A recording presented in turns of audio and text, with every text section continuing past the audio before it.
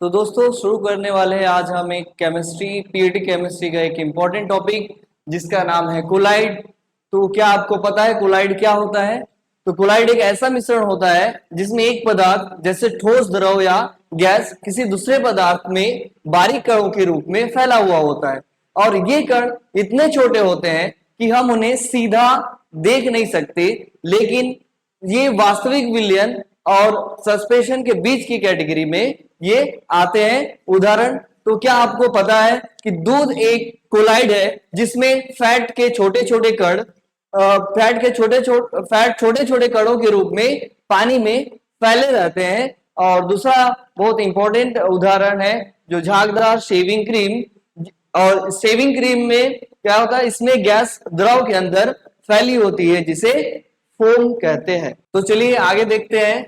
अभी हमने कुछ देर पहले बात किया था वास्तविक विलयन और निलंबन का, तो अभी देखते हैं कि वो एग्जैक्टली कोलाइड से किस तरह से भिन्न है। यहाँ पे मैं कुछ गुण या प्रॉपर्टी लिख दिया हूं जिसके हेल्प से हम तीनों में अंतर को समझेंगे। सबसे पहला है कणों का आकार। अगर हम कणों का आकार वास्तविक विलयन में देखें तो 1 नैनोमीटर से कम होता है। कोलाइड में 1 नैनोमीटर से 1000 नैनोमीटर तक होता है और निलंबन में 1000 नैनोमीटर से ज्यादा होता है कणों का आकार। अब दूसरा प्रॉपर्टी है कि कण दिखते हैं या नहीं दिखते हैं। जब हम लोग बात करते हैं वास्तविक विलयन का तो उसमें जो कण घुले हुए रहते हैं वो हमको नहीं दिखते हैं। अगर हम लोग बात करें कोलाइड का, वो भी हमको नग्न आंखों से या नेकेड आई से हमको दिखाई नहीं देते, लेकिन माइक्रोस्कोप से वो कण हमको दिखाई पड़ते हैं। लेकिन जब हम लोग बात करेंगे निलंबन का, उसमें हमको कण नेकेड आई से या नग्न आंखों से दिखाई दे जाते हैं। अब तीसरा प्रॉपर्टी जो है वो है कण नीचे बैठते हैं या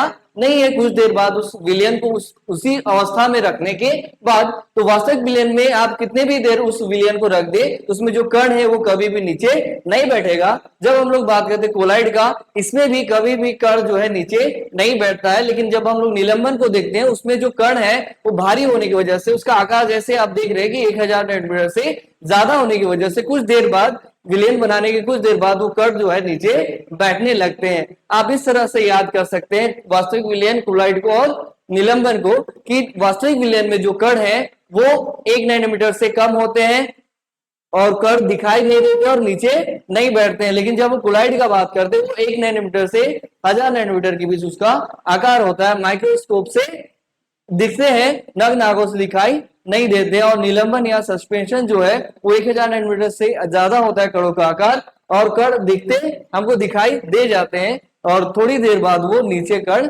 बैठ जाते हैं। अगर हम लोग वास्तविक विलयन का उदाहरण का बात करें तो वास्तविक विलयन का सबसे अच्छा उदाहरण है नमक का घोल। और कोलाइड का अच्छा उदाहरण जैसा हमने अभी देखा पिछले टॉपिक में, दूध और शेविंग क्रीम या शेविंग फोम जिसको हम लोग बोल सकते हैं। और निलंबन का अच्छा उदाहरण है मिट्टी का घोल। तो आगे देखते हैं हम कोलाइडी विलयन की प्रावस्था, जिसमें 2 प्रावस्था सबसे इंपॉर्टेंट है, परिचित प्रावस्था और परिक्षेपण माध्यम। परिचित प्रावस्था किसको बोलते हैं? यह एक कोलाइडी विलयन में पदार्थ के कणों की प्रावस्था है।